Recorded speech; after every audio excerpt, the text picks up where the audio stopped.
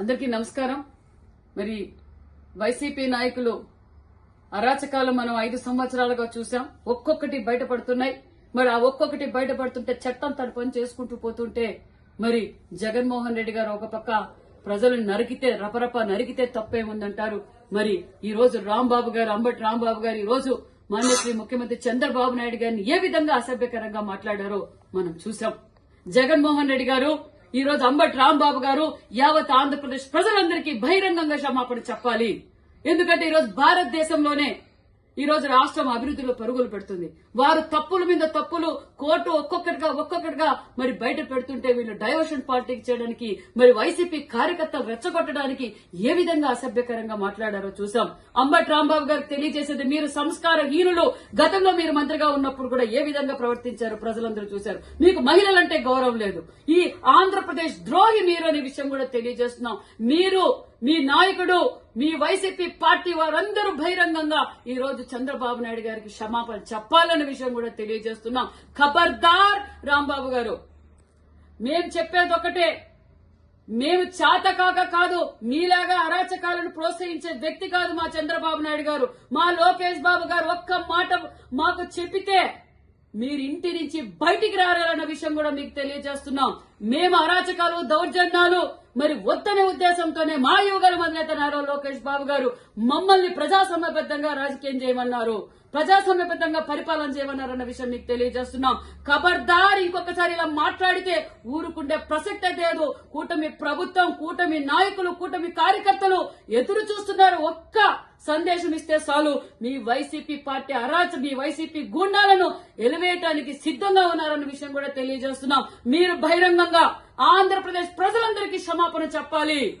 ఈ రోజు ఆంధ్రప్రదేశ్ ప్రజల కోసం అహర్నిశలు కష్టపడుతున్న వ్యక్తి ముఖ్యమంత్రి చంద్రబాబు నాయుడు. మీకు చేసేకి చేతగాక ఈ రోజు మా నాయకుడిని అసభ్యకరంగా మాట్లాడతారా? మీరు ఎవరిని అవమానించినట్లు? రాష్ట్ర ముఖ్యమంత్రి గారిని అవమానించారు. చట్టం తన పని తాను చేసుకుంటూ పోతుంది.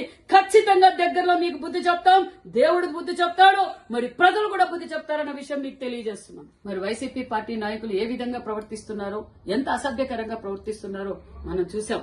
5 సంవత్సరాల్లో వారు అధికారంలో ఉన్నప్పుడు మహిళలు ఏ విధంగా అసభ్యకరంగా మాట్లాడారో చూసాం. యువతను ఏ విధంగా అసభ్యకరంగా మాట్లాడారో చూశారు. మరి మేధావులను ఏ విధంగా అవమానపరిచారో చూసాం. అమరావతి రైతులను ఏ విధంగా అవమానపరిచారో చూసాం. ప్రజలందరూ ఇది చూసే జగన్మోహన్ రెడ్డి గారికి 11 సీట్లకే పరిమితం చేసి బుద్ధి చెప్పారు. మరి ఇంకా వీళ్లలో మార్పు రాక ఇంకా ప్రజల్లోనూ మరి రోజు రోజుకి దిగజారి చిల్లర రాజకీయాలు చేస్తూ అసభ్యకరంగా మాట్లాడుతున్నారంటే మరి రాంబాబు గారు మేము తెలియజేసేది ఒకటే, రాంబాబు గారు మీరు, మీ అధినేత రాష్ట్ర ప్రజలందరికీ క్షమాపణ చెప్పాలి. ఈ రోజు మీరు అసభ్యకరంగా మాట్లాడారు. మీరు అధికారంలో ఉన్నప్పుడు, మా ముఖ్యమంత్రి గారు ప్రతిపక్షంలో ఉన్నప్పుడు మేము ఏ విధంగా మాట్లాడామో, ఏ విధంగా రాష్ట్ర ప్రజల కోసం పోరాటం చేశామో ప్రజలందరూ మమ్మల్ని చూశారు. ఈ రోజు మేము అధికారంలోకి వచ్చాం.